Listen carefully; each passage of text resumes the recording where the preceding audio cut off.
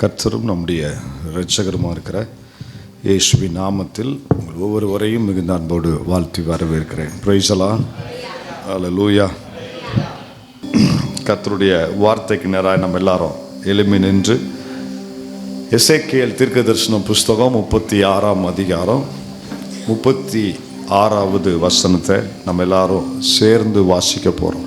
கர்த்தராகிய நான் நிர்மூலமானவைகளை கட்டுகிறேன் என்று பயனிலமாக்குகிறேன் என்று அப்பொழுது உங்களை சுற்றிலும் உள்ள மீதியான ஜாதிகள் அறிந்து கொள்வார். கர்த்தராகிய நான் இதை சொன்னேன், இதை செய்வேன். சொன்னவர் செய்கிறவர், சொல்லிட்டு போகிறவர் அல்ல, சொன்னதை குறித்த நேரத்தில் செய்து முடிக்கிற தேவன். அல்லேலூயா. பாழான இந்த தேசத்தை பயிர் நிலமாய் மாற்றுகிற தேவன். பயிர் நிலமாய் மாற்றுவேன் சொல்லுவது மட்டுமல்ல, இதை எதை போல மாற்றுவேன் என்றும் கர்த்தர் நமக்கு வாக்கு பண்ணியிருக்கிறார். ஐயா, இத செய்தி அந்த வசனத்தில் ஒரு தேசத்தை ஆண்டவர் குறித்து பேசினாலும், ஆனால் உண்மையை நீங்கள் புரிஞ்சுக்கணும், உண்மையை நீங்கள் உள்வாங்கணும். ஒரு குறிப்பிட்ட லேண்டையோ ஒரு குறிப்பிட்ட நேஷனல் ஒரு தேசத்தையோ கர்த்தர் குறிப்பிடலை. அதற்குள்ள இருக்கிற சத்தியம் அன்றைக்கு ஆண்டவர் யாருக்காக சொன்னார்னா, அன்னைக்கு இஸ்ரவேல் ஜனங்களுடைய வாழ்க்கைக்காக கர்த்தர் பேசினாரு. இன்றைக்கு அதை யாருக்காக பேசுறாருன்னா, அதே போல பாழாய் கிடக்கிற அநேக பிள்ளைங்க சபைகள் இருக்கிறாங்க, அவர்களுக்காக கர்த்தர் பேசுகிறாரு. பாழான இத்தேசம் பயிர் நிலமாய் மாறும். பாழான அந்த இஸ்ரவேல் ஜனங்கள் வாழ்க்கை சொன்னது போலவே, அவர் சொன்ன அந்த சில நூற்றாண்டுகளுக்குள்ளேயே அதே போலவே அது பயிர் நிலமாய் அந்த தேசம் மாறியது. ஐயா, இன்னைக்கு இந்த வருஷத்தின் துவக்கத்தில் கர்த்தர் சொல்றாருன்னா, இன்னும் சில நாட்களுக்குள்ளே, வசனம் சொல்லுல, இன்னும் கொஞ்ச காலத்தில் அல்லவா லீபனோன் மறுபடியும் தன் மகிமையை காணும் என்று. அதே போல இன்னும் கொஞ்ச நாட்களிலேயே கேட்ட அத்தனை காரியத்தையும் சபை இங்க இருக்கிற ஜனங்கள் பார்க்கும்படி தேவன் கிருபை செய்வாராக. விசுவாசிக்கிறவங்க எத்தனை பேர் உள்ள இருக்கிறீங்க? விசுவாசிக்கிற எத்தனை பேர் உள்ள இருக்கிறீங்க? அப்படியே கர்த்தர் செய்வாராக. ஆண்டவரை பார்த்து சொல்லுங்க, ஆண்டவரே, நீங்க சொன்ன வார்த்தை அப்படியே என் வாழ்க்கையில நடக்கும்னு நான் விசுவாசிக்கிறேன். இதுக்கு என்ன செலவு வாயை திறந்து சொல்றதுக்கு? இல்லை தானே? சொல்லுங்க, நான் அப்படியே விசுவாசிக்கிறேன். என்னென்னலாம் நீங்க பேசுனீங்க, எதெல்லாம் என் இருதயத்தில் நீங்க கொட்டினீங்க, எதெல்லாம் நான் எழுதி வச்சிருக்கிறேன், அப்படியே என் வாழ்க்கையில சம்பவிக்கும், என் குடும்பத்தில் சம்பவிக்கும், என் ஊழியத்தில் சம்பவிக்கும், சபையில சம்பவிக்கும். அந்த வசனங்களை நாங்க கண்ணால பார்க்க போற ஆண்டவரே. அல்லேலூயா. பாழான இத்தேசம், பாழான இத்தேசம், ஆண்டவர் அதை 3 காரியங்களோடு ஒப்பிட்டார்னு சொன்னேன். 3 காரியங்களோடு கர்த்தர் ஒப்பிட்டு இந்த தேசத்தை இப்படி நான் மாற்ற போறேன், மாத்துவேனாரு. ஏசாயா 35:2 2 காரியத்தை சொல்லியிருக்கிறாரு. எசேக்கியேல்ல ஏற்கனவே ஒரு காரியத்தை சொல்லியிருக்கிறத பார்த்தோம். ஏசாயா 35:2 வாசிங்க. தெளித்து பூரித்து ஆனந்த களிப்புடன் பாடும். அழ வேண்டிய இந்த தேசம் எதுக்கு இப்ப பாடுது? நீ இவ்வளவு நாள் அழுதுகிட்டுல இருந்த, ஒப்பாரி வச்சுக்கிட்டு இருந்த, புலம்பிக்கிட்டு இருந்த, இவ்வளவு நாளா நீ இவ்வளவு தூரம் நீ அழுதுகிட்டு இருந்தவ, இன்னைக்கு எதுக்கு நீ இப்ப பாட ஆரம்பிக்கிற அப்படின்னா, அந்த வசனத்துல பதில் சொல்லப்பட்டிருக்குது. வாசிங்க தொடர்ந்து. லீபனோனின் மகிமையும். எல்லாரும் எத்தனை பேர் ஆமேன் சொல்ல போறீங்க? பாழா கடந்துச்சு, ஆனா இன்னைக்கு அது எப்படி மாறிடுச்சு?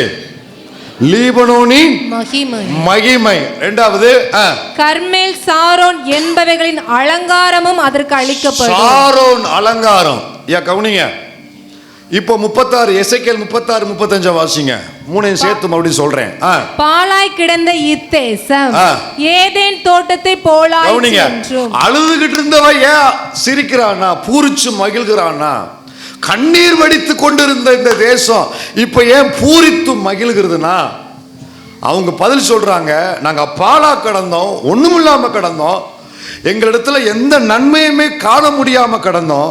ஆனா எங்களுக்கு கர்த்தர் வாக்கு பண்ணிருக்கிறாரு.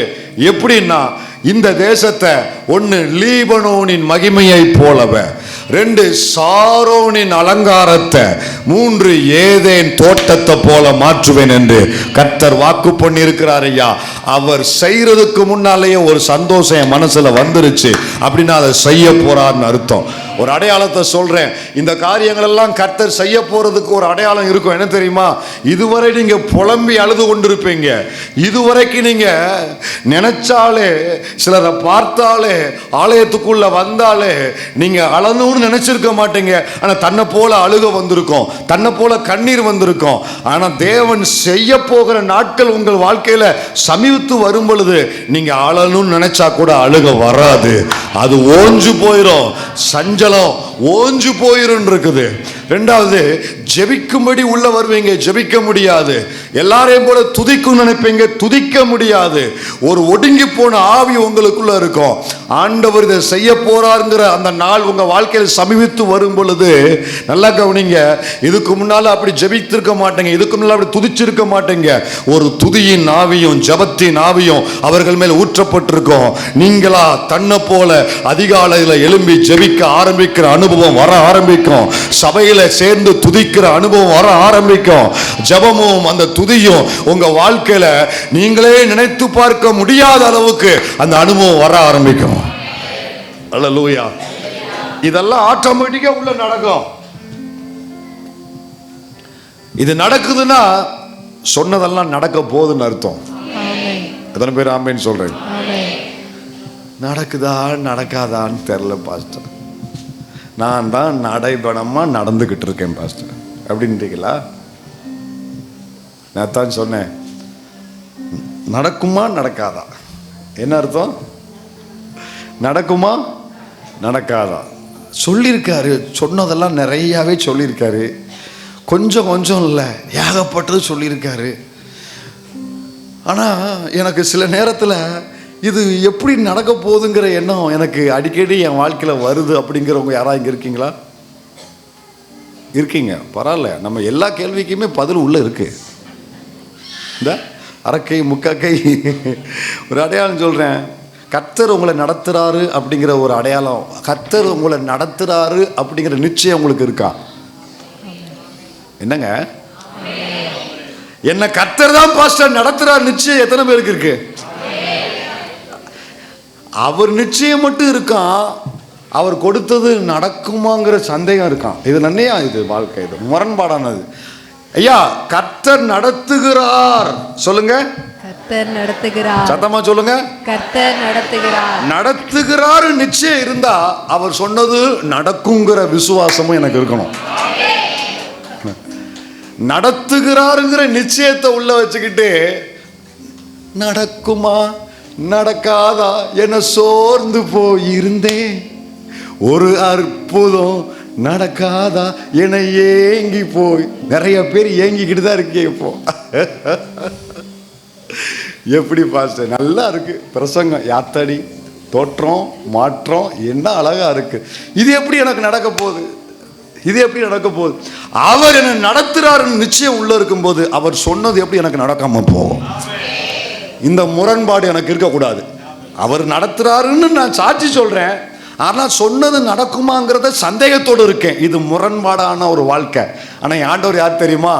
அவர் முரண்பாடு அற்றவர். எத்தனை பேர் ஆமேன்னு சொல்லுவீங்க? வல்லவரே, செயல்களில் வல்லவரே, சொல்வதிலும் செய்வதிலும் முரண்பாடற்றவர். இந்த வார்த்தை என்ன ரொம்ப தொட்டுச்சு. ஆண்டவர் சொல்லுவதிலும் செய்வதிலும் முரண்பாடு அற்றவர். நம்ம தான் எல்லாத்துக்கும் முரண்பாடவே இருப்போம். நடத்துறாருன்னு சாட்சி சொல்லிட்டு எனக்கு நடக்குமா நடக்காதாங்கிற சந்தேகத்தோடு இருந்தேன்னா இது முரண்பாடுள்ள வாழ்க்கை. எனக்கு கர்த்தர் யார் தெரியுமா?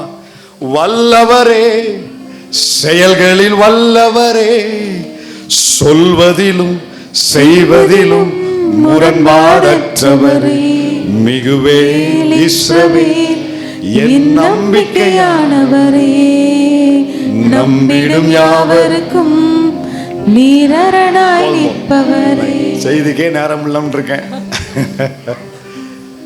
அவர் என்ன நடத்துறது நிச்சயம்னா அவர் சொன்னது நிறைவேறுவது அதை விட அதிக நிச்சயம். லீபனோனின் மகிமையை போல கர்த்தர் மாற்றுவார். லீபனோன் சாரோனின் அலங்காரத்தை இந்த தேசத்துக்கு கர்த்தர் கொடுப்பார். ஏதேன் தோட்டத்தின் அனுபவங்களை இந்த தேசத்துக்கு ஆண்டவர் கொடுப்பார். இந்த மூன்றையும் கர்த்தர் கை நீட்டி காண்பித்து அழுது கொண்டு இருக்கிற உன் வாழ்க்கை லீபனோனின் மகிமையை போல மாறும். புலம்பிக் கொண்டிருக்கிற உன் வாழ்க்கை சாரோனின் அலங்காரத்தை போல மாறும். பாழாய் கிடக்கிற உன்னுடைய குடும்பம் ஏதேன் தோட்டத்தை போல மாறும். நல்லா கவனிங்க. மறுபடியும் வாசிங்க 35:2 ஏசாயா 35:2 வாசிங்க. கர்த்தர் எப்படி மாத்துவேன்னு சொல்றாரு. 35:2 ஏசாயா. செழித்து பூரித்து ஆனந்த களிப்புடன் பாடும் லீபனோனின் மகிமையும் கர்மேல் சாரோன். லீபனோனின் மகிமை. ஐயா, இந்த தேசத்தை குறித்து கர்த்தர் ஒரு தரிசனம் வச்சிருக்கிறாரு. அது ஆண்டவர் சொன்னாரு, உன்னை லீபனோனின் மகிமையை போல மாற்றுவேன். லீபனோன் அப்படிங்கிறது நீங்க நினைக்கிற மாதிரி ஒரு பெரிய ஒரு இயற்கையா ஒரு செழிப்பான ஒரு இடம் கிடையாது. அது ஒரு குன்று, மலைக்குன்று. சொல்லுங்க, என்ன குன்று? மலைக்குன்று. அது சுண்ணாம்பு பாறையால் ஆன மலைக்குன்று. அந்த லீபனோனில் சுண்ணாம்பு பாறையை மட்டும்தான் பார்க்க முடியும். சுண்ணாம்பு கல்லு. சுண்ணாம்பு பாறையில் ஏதாவது விளையுமையா? ஒரு புல்லு கூட விளைகிறதுக்கு வாய்ப்பு இல்லை. ஆனால் ஆண்டவர் சொல்லும் பொழுது அந்த லீபனோன் பட்டணத்தை போல, லீபனோன் மலையை போல மாத்துவேன்னு சொல்லலை. அதற்கு லீபனோன் மலைக்கு இன்னொரு பேரை ஆண்டவர் கொடுத்து லீபனோன் மகிமைன்னு சொல்லியிருக்கிறாரு. இயற்கையா லீபனோனில் எந்த நன்மையும் வர வாய்ப்பு இல்லை.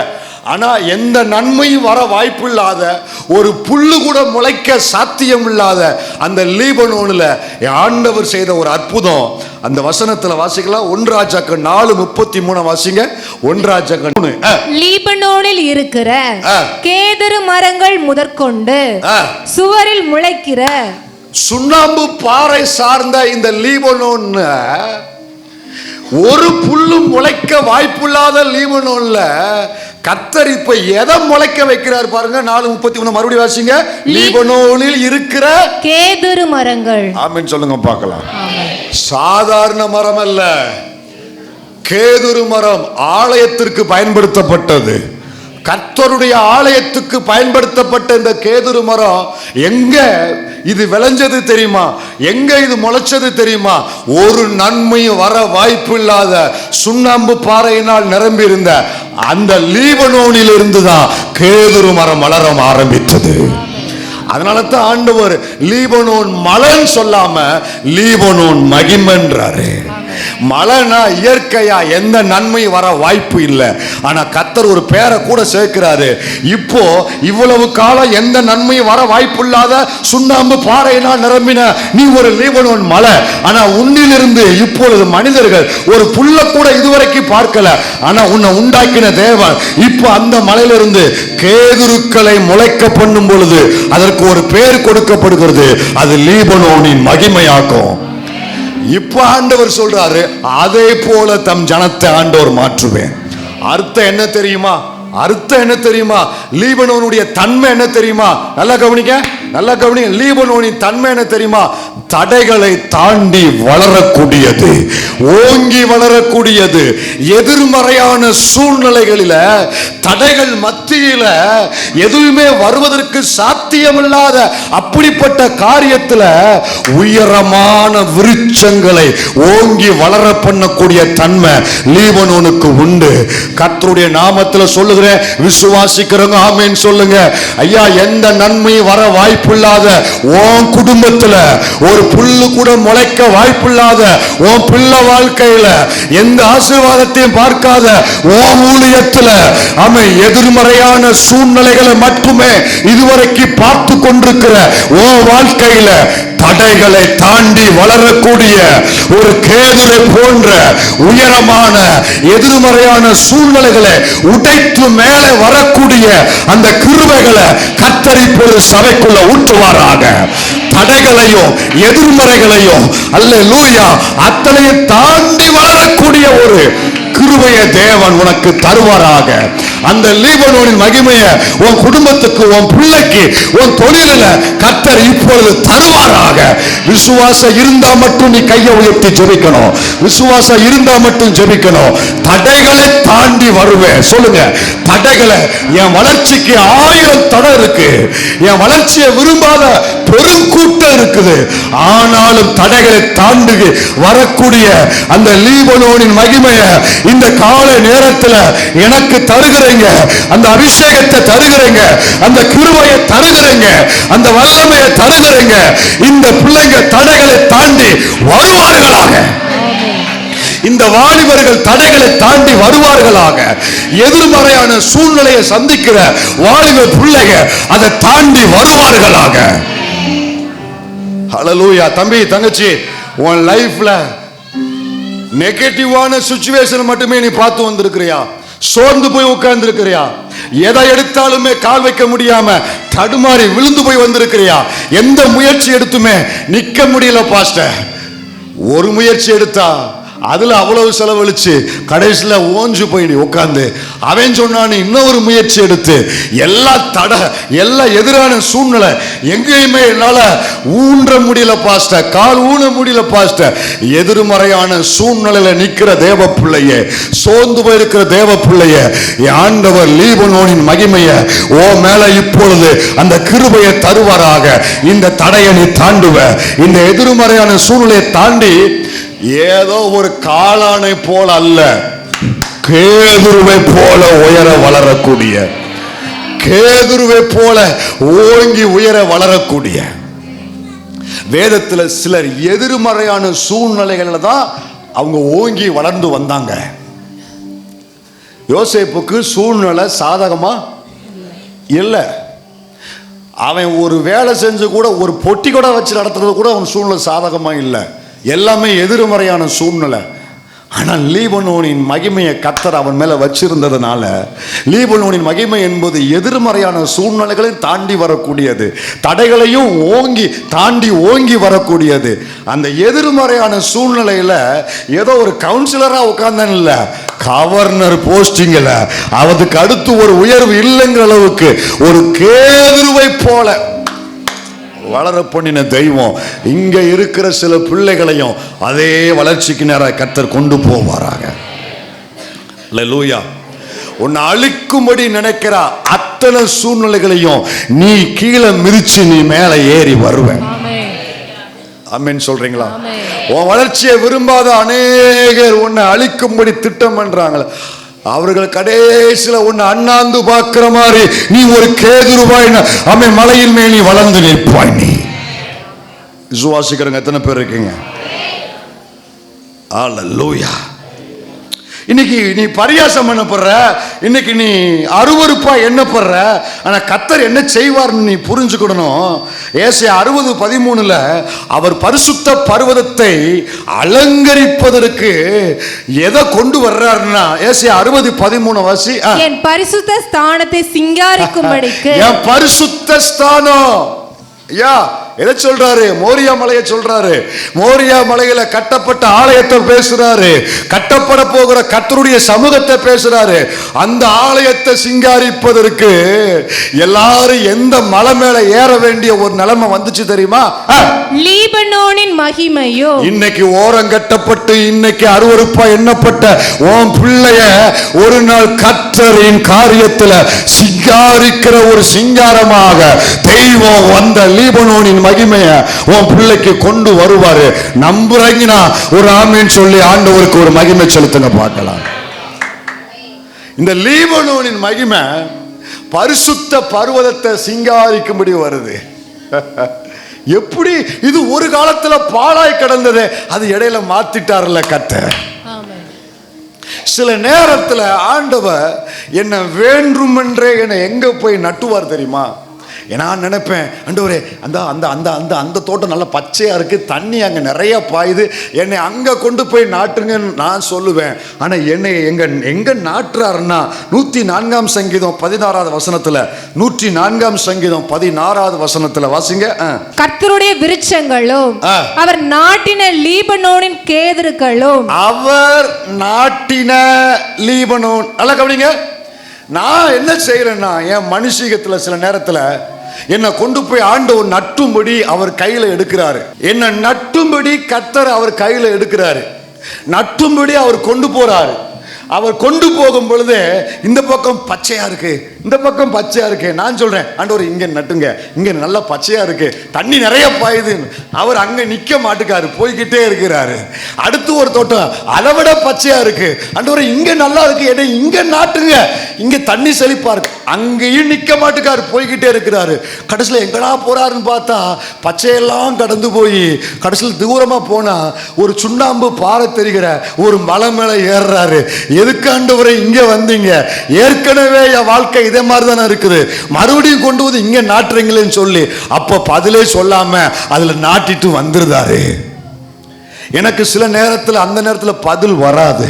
அதுக்கப்புறம் பார்த்தா அல்லேலூயா, தேவாலயத்துக்கு போகிறவர்கள் பச்சையா தெரிஞ்ச தோட்டத்துக்குள்ள போகல, சுண்ணாம்பு பாறையை போல் தெரிந்த அந்த மலை மேல ஏறுறாங்க.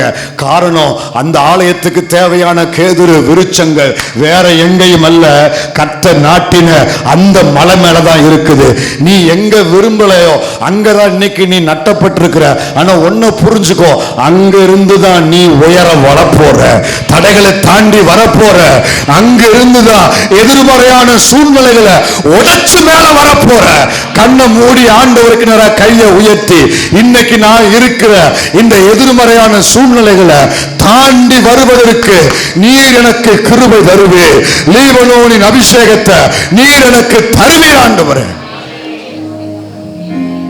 ஹல்லேலூயா. எத்தனை பேர் நம்புறீங்க? நடக்குமா? பாதி பேர் முகத்துல அந்த வெளிச்சத்தை பார்க்கவே முடியல. ஏன்னா எனக்கு தெரியறலாம் என் வாழ்க்கை தான். எனக்கு கர்த்தர் என் முன்னால் இருந்தால் கூட சில நேரத்தில் எனக்கு பிரச்சனை. மார்த்தாள் பக்கத்தில் இயேசு நின்னாரு. ஆனாலும் இயேசு மார்த்தாள்கிட்ட நீர் இருந்தால் இங்கே மரிச்சிருக்க மாட்டான். உடனே இயேசு சொன்னார், உன் சகோதரன் என்ன செய்ய போகிறான்? உடனே அவன் சொல்லுவான், ஆமாம் ஆமாம், அவன் உயிர்த்தெழு நாள் வரும்போது உயிர்த்தெழுவான். ஐயா, என் பிரச்சனை பெருசாக இருக்கிறதுனால கர்த்தரே பக்கத்தில் இருந்தாலும் கூட நடக்குமா நடக்காதா என சோர்ந்து போயிருந்தேன், ஒரு அற்புதம் நடக்காதா என ஏங்கி போயிருந்தேன். எனக்கு நடக்குமா நடக்காதா என சோர்ந்து போயிருந்தேன், ஒரு அற்புதம் நடக்காதா என ஏங்கி போயிருந்தேன். உங்க முகத்தை பார்த்தாலே அப்படியே தெரியுது, அப்படியே ஏக்கமும் ஒரு சோர்வும் தெரியுது. ஆனா ஆண்டவர் யார் தெரியுமா? நான் நினைத்திடா வழியில் அற்புதம் செய்தீரே, யாரும் நினைத்திடா வழியிலும் அற்புதம் செய்தீரே. மிகுவே இஸ்ரவே என் நம்பிக்கையானவரே, நம்பிடும் யாவருக்கும் நீர் அரணாயிருப்பவரே. மிகுவே இஸ்ரவே என் நம்பிக்கையானவரே, நம்பிடும் யாவருக்கும் நீர் அரணாயிருப்பவரே. 10 வருஷம் ஆச்சு, 15 வருஷம் ஆச்சு எனக்கு கர்த்தர் வாக்கு கொடுத்து. அதற்கான சூழ்நிலை எதுவுமே இல்லை. உண்மை ஒத்துக்கிட்டவங்க கையை மேலே உயர்த்துங்க, கீழே போடுங்க. இன்னொரு கேள்வி கேட்க, சூழ்நிலை இல்லை, அந்த வசனத்தின் மேலே உங்கள் விசுவாசம் இப்போ வரைக்கும் குறையாமல் இருக்கா இல்லையா? குறையாமல் இருக்குல்ல. அப்படின்னா என்ன அர்த்தம் தெரியுமா? அந்த வசனத்தை கொடுத்த தேவன் அதன் மேலே உங்கள் விசுவாசத்தை இப்போ வரைக்கும் பத்திரமா பார்த்துக்கிட்டே வர்றாரு. ஏன் பத்திரம் பார்த்துக்கிட்டு வர்றாருன்னா, அந்த வசனம் உனக்கான திட்டம் பண்ணின வார்த்தை. உன்னை உற்சாகப்படுத்த கர்த்தர் கொடுத்த வார்த்தை அல்ல, உனக்காக திட்டம் பண்ணப்பட்ட வார்த்தை. அந்த விசுவாசம் மங்காம இருக்குன்னா அது நிறைவேற போகிறதுல எனக்கு துளி அளவும் சந்தேகம் வரவே கூடாது. அல்லேலூயா. லீபனோனின் மகிமையை என் குடும்பம் பார்க்கும், என் சபை பார்க்கும், நான் என் பிள்ளை பார்க்கும். நம்புறவங்க எத்தனை பேர் இருக்கீங்க? ரெண்டாவது, நல்லா கவனிங்க, மறுபடியும் நம்ம அங்கே போவோம். ஆண்டவர் இப்போ ஏதேனை போல மாற்றுவேன்னு சொல்லிட்டு அந்த ஏதேனுடைய உன்னத அனுபவங்களை எனக்கு கொண்டு வருவேன்னு சொல்லி போன வாரத்தில் ஒரு சில காரியங்கள் நம்மளோடு கர்த்தர் பேசினார். ஏதேனுடைய அனுபவங்கள், 1 குறிப்பிட்ட நோக்கத்துக்காக, 2 தேவ பிரசன்னத்தில், 3 தேவ உறவில், 4 உங்களுக்கு போன வாரம் சொன்னேன் சகலவித, சொல்லுங்க, சகலவித கனிகளையும் கொடுக்கத்தக்க அளவில். கவனிங்க, இதோட கர்த்தர் நிற்கவில்லை. இந்த ஏதேனை ஏன் ஆண்டவர் இந்த தேசத்துக்கு ஒப்பிட்டு சொல்றாருன்னா, ஏதேனில் உள்ள இன்னொரு அனுபவத்தை ஆண்டவர் நம்ம கொடுக்க விரும்புகிறார். 2:9 10 வாசிங்க. ஆதியாகமம் 2:9 10 வேகமா வாசிங்க. தேவனாகிய கர்த்தர் பார்வைக்கு அழகும் புசிப்புக்கு நலமுமான சகலவித விருட்சங்களையும். ஏதேனில் மட்டும்தான், கவனிக்கிறவங்க எத்தனை பேர் இருக்கீங்க? ஏதேனில் மட்டும்தான் சகலவித விருட்சம் உண்டு. மற்ற எந்த உலகத்தில் நீங்க எந்த தோட்டத்துக்கு போனாலும், ஆப்பிள் தோட்டத்தில் என்ன இருக்கும்? திராட்சை தோட்டத்தில், தென்னந்தோப்புல, பலாப்பழ தோட்டத்தில், ஏதேன் தோட்டத்தில் சகலவித விருட்சம் அங்க இருக்கும். இப்போ இந்த சகலவித விருட்சத்துக்கு சோர்ஸ் எங்க இருந்து வருதுயா? அடுத்த வசனம் வாசி, 10 வாசி. தோட்டத்துக்கு தண்ணீர் பாயும்படி ஏதேனிலிருந்து ஒரு நதி ஓடி அங்கே இருந்து பிரிந்து 4 பெரிய ஆறுகளாயிற்று. முதலாம் ஆற்றுக்கு பைசோன் என்று பெயர். அது ஆவிலா தேசம் முழுவதையும் சுற்றி ஓடும். அவ்விடத்திலே பொன் விளையும். அந்த தேசத்தின் பொன் நல்லது. அவ்விடத்திலே பிதலாகும் கோமேதக கல்லும் உண்டு. 2ஆம் ஆற்றுக்கு கீகோன் என்று பெயர். அது எத்தியோப்பியா தேசம் முழுவதையும் சுற்றி ஓடும். 3ஆம் ஆற்றுக்கு இதக்கேல் என்று பெயர். அது அஸ்ரியாவுக்கு கிழக்கே ஓடும். 4ஆம் ஆற்றுக்கு ஐப்ராத்து என்று பெயர். போதும், நல்லா கவனிங்க. மறுபடியும் வாங்க, ஏதேனுக்குள்ள வந்துட்டோம். இப்போ முதல்ல அந்த நிலத்தை எதை போல மாற்றுவேனாரு? லீபனோன், சாரோன், அதெல்லாம் இருக்கட்டும். லீபனோனை மட்டும் பார்த்தோம். லீபனோனில் ஒரு டிராப்ஸ் மட்டும்தான் அவங்க கொடுக்க முடிஞ்சிருக்கு. அதெல்லாம் இருக்கட்டும். அப்புறம் சாரோனுங்கிறது ஓப்பன் பண்ணவே இல்லை, அது இருக்கட்டும். இப்போ ஏதேன்கிறதுல 4 காரியம் ஏற்கனவே சொல்லிட்டாரு ஆண்டவர் நமக்கு. இப்போ 5வது, ஏதேனை போல எதற்காக மாற்றுகிறேன், அதனுடைய அனுபவத்தை என்ன அப்படின்னா, மறுபடியும் 10ஆம் வசனத்தை மட்டும் வாசி. தோட்டத்துக்கு தண்ணீர் பாயும்படி ஏதேனிலிருந்து ஒரு நதி ஓடி. சகல விருட்சமும் விளைஞ்ச அந்த தோட்டத்துக்கு தேவையான தண்ணீர் வெளியில இருந்து எங்கேயும் கர்த்தர் கொண்டு வரல, தோட்டத்துக்கு உள்ளே இருந்தே தேவன் கொண்டு வந்தாரு.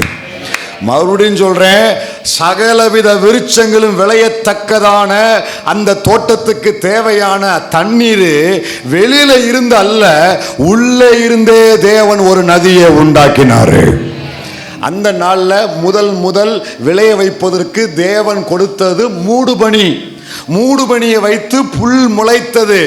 அதுக்கப்புறம் நோவா காலத்துக்கு அப்புறம் மழை பெய்ய வைத்து விளைச்சலை கொடுத்தாரு. இதுக்கு இடையில இதை விட விசேஷம் என்னன்னா, ஏதேனுக்குள்ள நடந்த அற்புதம் அங்க மூடுபனியும் அல்ல, மழையும் அல்ல, ஒரு நதியை உள்ள இருந்தே தேவன் கொண்டு வந்து அத்தனை விருட்சங்களையும் தேவன் விளைய வச்சாரு. நமக்கு என்ன சொல்ல வைக்கிறாரு தெரியுமா? உன் வாழ்க்கையை தேவன் பயிர் நிலமாய் மாற்றும் பொழுது, அது ஏதேனின் ஆசீர்வாதத்தை போல் மாற்றும் பொழுது, தேவையான அத்தனை சோர்ஸ் வெளியில இருந்து எங்கேயும் வரப்போகிறது இல்ல, உள்ள இருந்தே தேவன் கொண்டு வருவாரு. உள்ள இருந்தே கர்த்தர் கொண்டு வருவாரு. உன் பிரயாசமே ஆசீர்வதிக்கப்படும். உன் கையின் பிரயாசம் இனி மருத்துவர் சாப்பிட மாட்டாரு. உன் கையின் பிரயாசம் இனி வக்கீல் சாப்பிட முடியாது. உன் கையின் பிரயாசம் இனி வட்டிக்காரன் சாப்பிட மாட்டான். உன் பிரயாசம் உலகத்துக்காரன் சாப்பிட மாட்டான். உன் பிரயாசம் உனக்கு மட்டும்தான். உள்ள இருந்தே தேவன் கொண்டு வருவாரு. உள்ள இருந்தே விளைய வைப்பாரு. விசுவாசம் இருக்கிறவங்க மட்டும் கர்த்தரை மகிமைப்படுத்தணும். உள்ள இருந்து, எனக்கு உள்ள இருந்து என் தொழிலை ஆசீர்வதிச்சு, என் வருமானத்தை ஆசீர்வதிச்சு, என் கையின் பிரயாசத்தை ஆசீர்வதிச்சு, வீண் செலவுகளை தடுத்து நிறுத்தி உள்ள இருந்து என் தேவையை சந்திக்கிறவர். வெளியில கை நீட்டி யாரிடத்தில் வாங்குவதற்கு கர்த்தர் விட மாட்டாரு. ஏதேன் தோட்டத்துக்கு தண்ணீர் வெளியே இருந்து வரல, உள்ளேயே வைத்தாரு. உன் வீட்டுக்கு தேவை, உன் பிள்ளை படிப்புக்கு தேவை. அவன் ஆர்வத்துல எங்கேயோ சேர்த்து படிக்க சேர்த்துட்டேன், இப்ப ஏன் அங்க போய் சேர்த்தேன்னு தெரியல, இப்போ செலவு கட்டி முடிக்கல நினைக்காத, உள்ள இருந்தே கொண்டு வருவாரு. நீ ஆர்வத்துல செஞ்சாலும் கர்த்தருக்கு ஒரு திட்டம் உண்டு. தேவை அத்தனையும் உள்ள இருந்தே கொண்டு வருவாரு உனக்கு. ஹல்லேலூயா. உள்ள இருந்தே கொண்டு வந்தாரு. இதை விட பியூட்டி, அந்த தோட்டத்தையும் விளைய வச்சு அங்கிருந்து அவங்க வெளியில 4 ஆறுகளா பிரிஞ்சு போனாங்க. ஐயா, உண்மையை சொல்றேன், உற்சாகப்படுத்த சொல்லல, ஆவிக்குள்ள இருந்து சொல்றேன். வரும் நாட்கள்ல இனிமே நீ எங்கேயும் போய் கை நீட்ட மாட்டேன், உள்ளேயே ஒரு ஊற்ற கர்த்தர் கொடுப்பாரு. நீ விளைவ, உன் குடும்ப விளையும், உன் பிள்ளை விளையும், மிச்சம் மத்தவன் வந்து வெளியே நின்று உன்கிட்ட வாங்கிட்டு போவான். ஐயா, நீ வாங்கினதெல்லாம் போதும் ஐயா, அந்த நாட்களுக்கு முடிவு வருதுயா. நீ கொடுக்கிற பிள்ளை அந்த ஏழேனின் அனுபவத்தை கர்த்தர் உனக்கு தருவாரியா, கர்த்தர் உனக்கு தருவாரியா. இந்த ஏதேனின் அனுபவம் என்பது எதை குறிக்கிறது? வேகமா அதுக்குள்ள போகணும். நம்ம நல்லா கவனிங்க.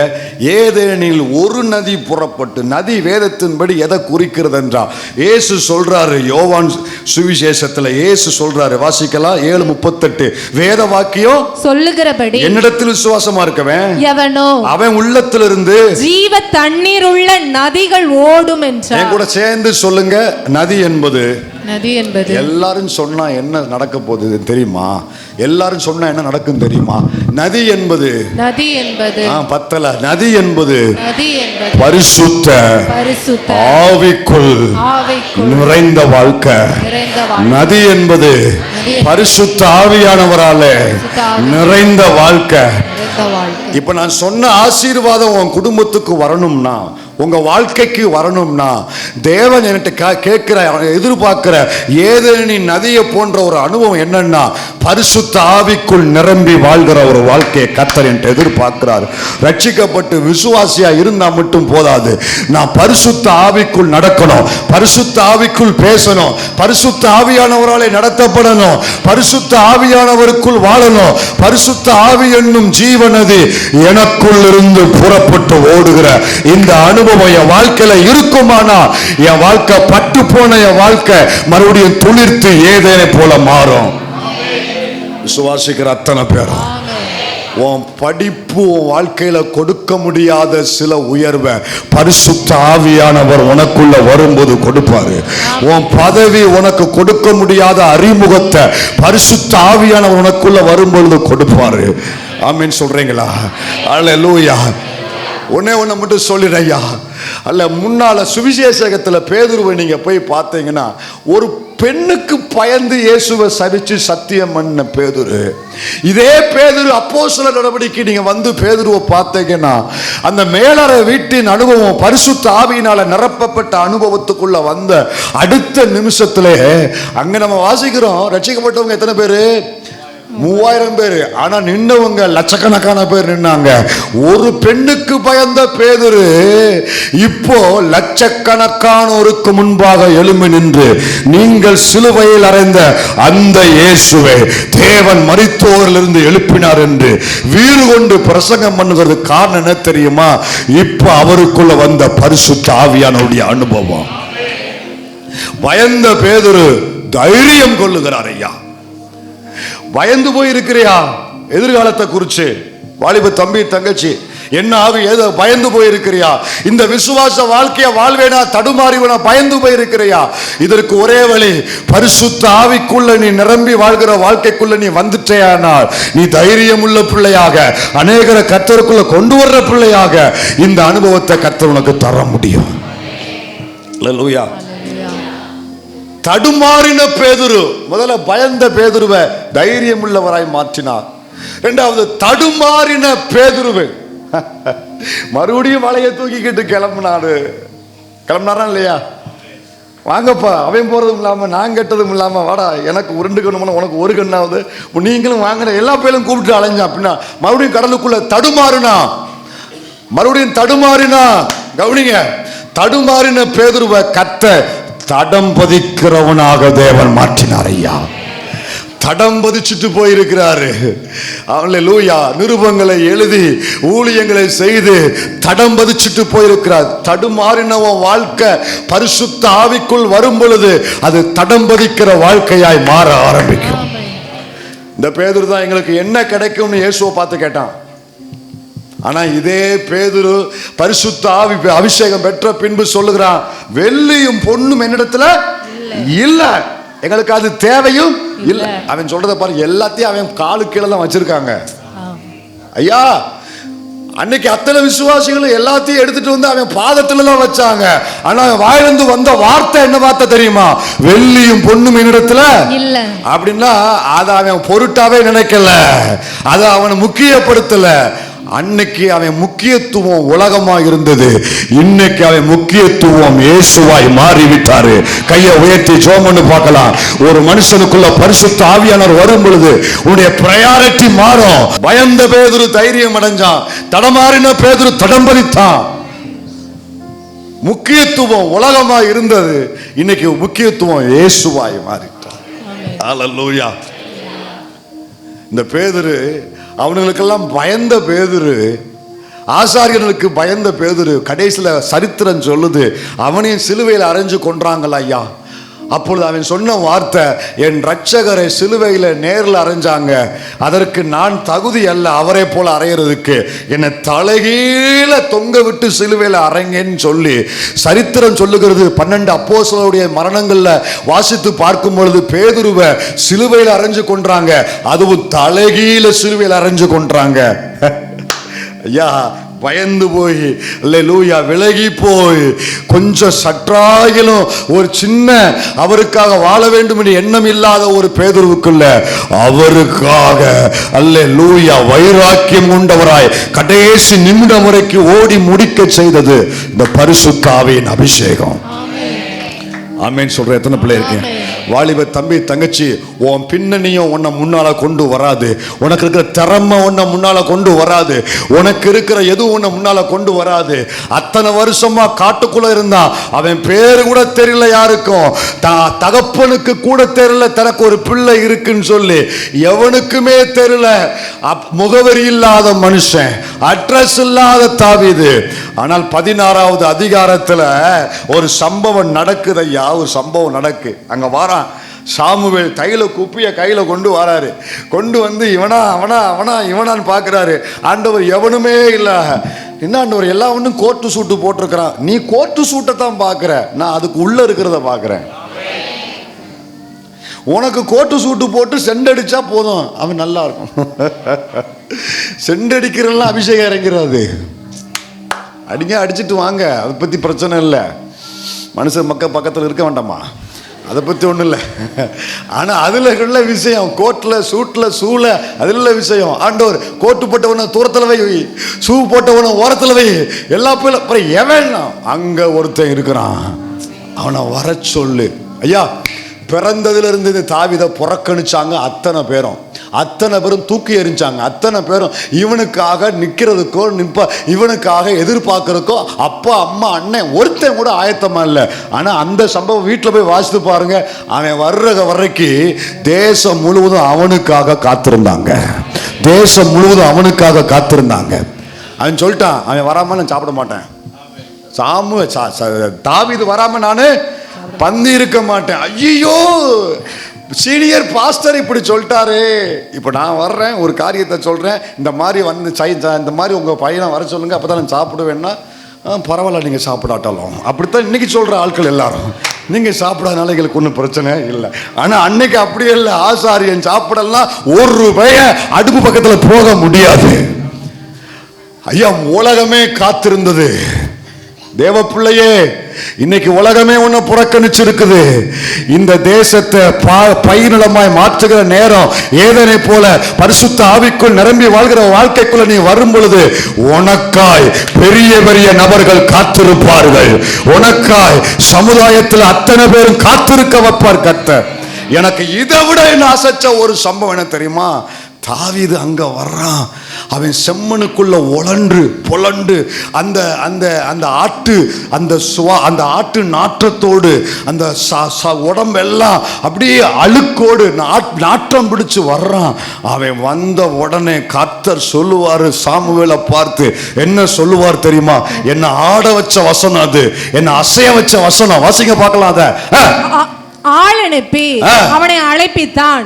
அவன் சிவந்த மேனியும் அழகிய கண்களும் நல்ல ரூபமுள்ளவனுமாய் இருந்தான். அப்பொழுது கர்த்தர், ஐயா இதுக்கு மேலதான் நீங்க ரொம்ப கவனிக்கணும். அப்பொழுது கர்த்தர் இவன்தான், அப்பொழுது கர்த்தர் இவன்தான், அப்பொழுது கர்த்தர் இவன்தான். ஐயா நான் 2 பேரை அடையாளப்படுத்தும் போது அங்க இருக்கிற அந்த தம்பியை நான் என்ன சொல்லுவேன்? அவன்.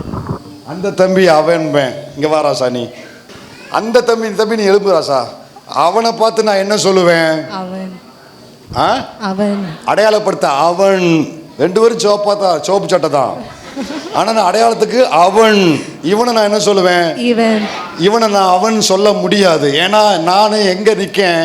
ஏன்னா இவனை அவன் சொல்ல முடியல. பக்கத்துல இருக்கு. நான் எங்க நிக்கேன்? பக்கத்துல உட்காரு. இப்ப கர்த்தர் என்ன சொல்றாரு? இவன்தான். கர்த்தர் என்ன சொல்றாரு? இவன்தான். இப்ப கர்த்தர் யார் பக்கத்துல நிக்கிறாரு? கர்த்தர் யார் பக்கத்துல நிக்கிறாரு? தேசமே ஒரு பக்கம் நிக்குது, அவன் தனியா நிக்கான். அவன் கூட தான் கர்த்தர் நிக்கிறாரு. பரிசுத்த ஆவியை பெற்ற தேவ பிள்ளையே, தேசம் ஒரு பக்கம் கூட்டமா நின்றாலும் புறக்கணிக்கப்பட்ட ஓம் பக்கத்துல சர்வ வல்லவரே நிக்கிறாரு. சர்வ வல்லவரே நிக்கிறாரு. அதனால ஆண்டவர் சொல்லுவாரு, இவன் தான். நீ சோபால உட்கார்ந்துகிட்டே இருக்காத, நீ எழுந்து. நீ ஹை பிரிஸ்டா இருக்கலாம், நீ சீனியர் பாஸ்டரா இருக்கலாம், ஆனா இவன் யாரு தெரியுமா? இவனோடு நான் இருக்கிறேன். நீ எழுந்து அபிஷேகம் பண்ணு, நீ எழுந்து அபிஷேகம் பண்ணு. கணம் வருது. கனவீனப்படுத்தப்பட்ட அதே வீட்டுல இப்ப இருக்கிறது எங்க தெரியுமா? அவன் பிறந்த வீட்டுல அண்ணன் தம்பி அப்பா அத்தனை பேர் நிற்கான். எங்க கனவீனப்படுத்தப்பட்டானோ அங்கேயே யாருக்கும் கிடைக்காத கனத்தை கர்த்தர் கொண்டு வர்றாரு. இங்க இருக்கிற தேவ பிள்ளைய கனவீனப்படுத்தப்பட்டு ஓரங்கட்டப்பட்டிருக்கிற அதே இடத்துல ஒரு கனம் உனக்கு வருது. ஒரு கனவீனப்படுத்தப்பட்ட இடத்துல ஒரு கனம் உனக்கு வருதுயா. அல்லேலூயா. இந்த அபிஷேகம் பெற்ற இதுவரைக்கும் இவனுக்கு அட்ரஸே இல்லை. இங்க அபிஷேகம் பெற்ற உடனே அடுத்த அதிகாரத்துல ஒரு களம் ரெடியா இருந்துச்சு.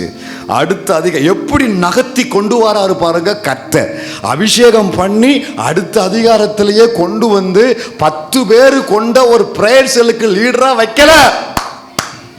தேசத்துக்கு முன்பதாக யுத்தத்தில் கர்த்தர் கொண்டு வந்து நிறுத்துறாரு. ஒரு அறிமுகத்தை கொடுக்கிறாரு, ஒரு ஜெயத்தை கொடுக்கிறாரு. அவன் கொன்றது 1000, இவன் கொன்றது 10000. அவனுடைய படிப்போ உடன்பிறப்போ வேற எதுவும் அவனுக்கு இந்த அறிமுகத்தை கொடுக்கல. அவன் பெற்ற அபிஷேகம் அவனை உலகத்துக்கு அறிமுகப்படுத்தியது. அவன் பெற்ற அபிஷேகம் அவன் யார் என்று காண்பித்தது. அவன் பெற்ற அபிஷேகம் அவனை மிகப்பெரிய பழக்கமில்லாத யுத்தத்தில் அவனை ஜெயிக்க வச்சுச்சு. ஆமென். அவனுக்கு ஆடு மேய்ச்சித்தான் பழக்கம். ஆனா யுத்தத்தை நடத்தி அவனுக்கு பழக்கம் இல்லை. பழக்கம் இல்லாததில் அவனை ஜெயிக்க வச்சது காரணம் அவன் மேல ஊற்றப்பட்ட அபிஷேகம். எனக்கு முடியல, எனக்கு தெரியல, பழக்கம் இல்லைன்னு சொல்ற தம்பி தங்கச்சி நல்லா கவனி. திறமை இல்லை, இனிமே நான் அச்சீவ் பண்ண முடியாது, என் ஏம் என் கோலை நான் போய் ரீச் பண்ண முடியாது, விரும்பினேன் ஆனா முடியல, பழக்கம் இல்லை, முடியல, பின்னணியம் இல்லை, உதவி செய்ய ஆள் இல்லைன்னு சொல்லிக்கிட்டு இருக்கிற தேவ பிள்ளையே, நீ உன் லட்சியத்தை அடைவதற்கு, நீ உலகத்துக்கு வெளியே நீ அறிமுகப்படுத்துவதற்கு உனக்கு பின்னால 1000 பேர் இருந்து, உனக்கு முன்னால 100 பேர் இருந்து உன்னை தூக்கி விடணும் அவசியம் கிடையாது. உன் மேல தேவனுடைய ஆவியானவர் ஊற்றப்பட்டால் போதும், அபிஷேகத்தை நீ பெற்றால் போதும், ஆட்டாம்பட்டிக்கா நீ வெளியே வருவ, உலகத்துக்கு தெரிய வருவ, உன்னை ஜெயிக்க வைப்பாரு. பழக்கமில்லாத காரியமாக இருந்தாலும் கர்த்தர் அதுல உன்னை பழக்கமுள்ளவர்களில் தோற்கடிக்கக்கூடிய அளவுல உன்னை ஜெயிக்க வைப்பாரு. நீ எதுக்கு ஜெபம் பண்றே இல்லையோ, வாலிப தம்பி தங்கச்சி எல்லாம் கையை மேல உயர்த்துங்க பார்க்கலாம். வலது கையை வாலிப தம்பி தங்கச்சி எல்லாம் ஏன் ஸ்பெசிஃபிக்காக அவங்கள சொல்கிறேன்னா நோக்கம் இருக்குது. அத்தனை பேரும் கையை உயர்த்து, நல்ல முழு கையை உயர்த்து பார்க்கலாம், முழு கையை உயர்த்து பார்க்கலாம், முழு கையை உயர்த்து பார்க்கலாம். நீ நடக்கும் பொழுதும், பாத்ரூமில் இருக்கும் பொழுதும், சாப்பிடும் பொழுதும், பைக்கில் போகும் பொழுதும், பாட புஸ்தகம் படிக்கும் பொழுதும், நீ ஒரு ஃப்ரெண்ட்ஸோட பேசும் பொழுதும், மொபைலை கையில் வச்சிருக்கும் பொழுதும், சாப்பாட்டுக்கு ஜோம் பண்ணும் பொழுதும், நீ மறக்காம ஒரு காரியத்துக்காக ஜோம் பண்ணு. ஆண்டவரே உம்முடைய ஆவியானவரால் என்னை நிரப்புங்க, ஆண்டவரே உம்முடைய அபிஷேகத்தால் என்ன நிரப்புங்க, ஆண்டவரே என்ன கர்த்தருடைய ஆவியினால நிரப்புங்கன்னு சொல்லி நீ ஜெபித்து கொண்டே இரு. பல நாள் ஜெபம் ஒரு நாள் உன்னை வெளியே கொண்டு வரும். ஒரு நாள் கர்த்தர் உன் மேல இறங்குவார், அபிஷேகம் உனக்குள் ஊற்றப்படும். ஒரு தேவை நிறைஞ்ச இடத்துக்கு நீ கொண்டு போய் நிறுத்தப்படுவாய். கர்த்தர் உன்னை வெளியே கொண்டு வருவார். வாசிங்க பார்க்கலாம். 2 நாளாகமோ 20:14 வாசிங்க பார்க்கலாம். அப்பொழுது சபையின் நடுவில் இருக்கிற மத்தனியாவின் குமாரனாகிய எயேலின் மகனான பெனாயாவுக்கு பிறந்த சகரியாவின் புத்திரன் எகாசியேல் என்னும் ஆசாபின் புத்திரரில் ஒரு கேள்வி கேட்பேன், நல்லா பாருங்க. ஒருவனான லேவியின் மேல் கர்த்தருடைய ஆவி இறங்கினதினால் அவன் சொன்னது. நிமிந்து என்ன பாருங்க, அங்க உள்ள எத்தனை தலைமுறை கிடக்கு? 5 தலைமுறை. மத்தனியா இருக்காரா, ஏஎல் இருக்காரா, பெனாயா இருக்காரா, அப்புறம் சகரியா இருக்காரா, யகாசியல் இருக்காரா? இப்போ எத்தனை தலைமுறை சொல்லுங்க? 5 தலைமுறை. இந்த வசனத்துக்கு முன்னால வரைக்கும் இவன் யாருன்னே ஊருக்கு தெரியாது, யோசபாத்து ராஜாவுக்கு தெரியாது, இஸ்ரவேல் தேசத்துக்கே தெரியாது. இங்க யாரை குறிச்சு கர்த்தர் சொல்ல வர்றாருன்னா யகாசியேல். யகாசியலை குறிச்சு பேசுறாரு. அவன் யாருன்னே இதுக்கு முன்னால வரைக்கும் அவன் யாருன்னு உலகத்துக்கு தெரியாது, ஊருக்கு தெரியாது, ராஜாவுக்கு தெரியாது, எவனுக்குமே தெரியாது. ஆனா இந்த ஒரு வசனத்துல கர்த்தர் அவனை வெளியே கொண்டு வரும்போது சும்மா கொண்டு வரல, 5 தலைமுறைகளோடு அவனை அறிமுகப்படுத்துறாரு. தாத்தா பேர் எல்லாருக்குமே தெரியும். தாத்தாவுக்கு அப்பா பேர் தெரிஞ்சவங்க கை வைத்துங்க. 5 பேர் இருக்கீங்க. தாத்தாவுக்கு தாத்தா பேர் தெரிஞ்சவங்க கை வைத்துங்க. தாத்தாவுக்கு தாத்தா பேர் தெரிஞ்சவங்க தெரியுமா? தெரியாது. இவ்வளவு டெக்னாலஜி இருக்கு. உலகத்தை கையில வச்சுட்டு நம்ம நடமாடுறோம். ஃபிங்கர் பிரிண்ட், ஐ பிரிண்ட், எல்லா பிரிண்டையும் கையில வச்சுக்கிட்டு இருக்கோம். இன்னைக்கு நமக்கு 3 தலைமுறைக்கு மூல சத்தியமா எனக்கு என் தாத்தாவுக்கு அப்பா பேரே தெரியாது. புரியுதா? நம்ம அநேகர் 90% 3 தலைமுறைக்கு மேலே தெரியாது. 1 2 தப்பி தவிர ஏதோ அதை ஒன்றை தெரிஞ்சு வச்சுருக்கீங்க. இவ்வளவு டெக்னாலஜி இருக்கும்போது இப்படி இருக்குது. ஒன்றும் இல்லாத அந்த நாட்களில் 5 தலைமுறையோடு ஒரு வாலிபனை கர்த்தர் அறிமுகப்படுத்துகிறார். அத்தனை பேரும் செத்து கிடந்தவங்க, ஆனாலும் கர்த்தர் தோண்டி எடுத்து வெளியே கொண்டு வராரு. எப்ப தெரியுமா? மறுபடியும் அந்த வசனத்தை ஆழமா வாசிட்டு ஜெபம் பண்ண போறோம். அப்பொழுது சபையின் நடுவில் இருக்கிற மத்தனியாவின் குமாரனாகிய எயேலின் மகனான பெனாயாவுக்கு பிறந்த சகரியாவின் புத்திரன் எகாசியேல் என்னும் ஒரு மனுஷனுக்கு எத்தனை அறிமுகம். ஆசாபின் புத்திரரில் ஒருவனான லேவியன் மேல். அடுத்து எல்லாரும் சேர்ந்து வாசிக்கணும். கர்த்தருடைய ஆவி இறங்கினது, கர்த்தருடைய ஆவி இறங்கினது, கர்த்தருடைய ஆவி இறங்கினது, கர்த்தருடைய ஆவி இறங்கினது. இதுவரைக்கும் யாரும் தெரியாம மறைஞ்சு புதஞ்சு கிடந்த அவன் மேல கர்த்தருடைய ஆவி இறங்கின அடுத்த நிமிஷத்திலேயே தேவன் அவனை தலைமுறைகளோடு உலகத்துக்கு வெளியே கொண்டு வராரு. கர்த்தர் அவனை 5 தலைமுறைகளோடு கர்த்தர் அவனை வெளியே கொண்டு வராரு. படிப்பு செய்யாதத, பதவி செய்யாதத, அவனுடைய பின்னணியை செய்யாதத, அபிஷேகம் ஊற்றப்பட்ட அடுத்த நிமிஷத்திலேயே அவன் யாருங்கிறத 5 தலைமுறைகளோடு கர்த்தர் வெளியே கொண்டு வராருன்னா, இன்னைக்கு இந்த சபையில சில யகாசியல்களை தேவன் எழுப்ப விரும்புகிறாரு. சில யகாசியல்களை கர்த்தர் எழுப்ப விரும்புகிறாரு. அத்தனை பேரும் கண்ணை மூடுங்க. வாலிபர் அத்தனை பேரும் கண்ணை மூடுங்க. நீ எதை பெறுவையோ, எதை படிச்சு நீ வெளியே வருவையோ இல்லையோ, நீ அபிஷேகத்தை பெற்றுக்கொள்ள, கர்த்தருடைய ஆவியை பெற்றுக்கொள்ளு. கர்த்தருடைய ஆவியை ஊற்றப்பட நீ ஜெபிக்க ஆரம்பிக்கணும். தாய்மார்கள் வாய் திறந்து ஜெபிங்க, தம்பிமார்கள் வாய் திறந்து ஜெபிங்க, தகப்பன்மார்கள் வாய் திறந்து ஜெபிங்க, சகோதரிகள் வாய் திறந்து ஜெபிங்க. அல்லேலூயா. எங்கேயோ கடந்த ஒரு மனுஷன், புதஞ்சு கடந்த மனுஷன், அறிமுகம் இல்லாத ஒரு மனுஷன், ஆனா ஆவியானவர் அவன் மேல இறங்கின அடுத்த நிமிஷத்திலேயே 5 தலைமுறைகளோடு கூட இந்த உலகத்துக்கு அவன் வெளிப்படுத்தப்படுவானால், கர்த்தர் அவனை கொண்டு வருவாரானால், இன்றைக்கு செய்ய தேவன் ஆயத்தமா இருக்கிறாரு. அத்தனை பேர் ஒரே குரல்ல கேட்க போறோம். தேவனே உம்முடைய ஆவியினால என்ன நிரப்புங்க, என் பிள்ளையை நிரப்புங்க, என் குடும்பத்தை நிரப்புங்க, என் கற்ப பிள்ளையை நிரப்புங்க ஆண்டவரே. அப்படியே முழங்கால் பண்ணிடுவோம். தம்பி, நீ எவ்வளவு முயற்சி பண்ணாலும் நீ வெளியே வர முடியாது. தங்கச்சி, நீ எவ்வளவு பிரயாசப்பட்டு யார் கையை பிடிச்சு நீ உலகத்துல உயர முடியாது.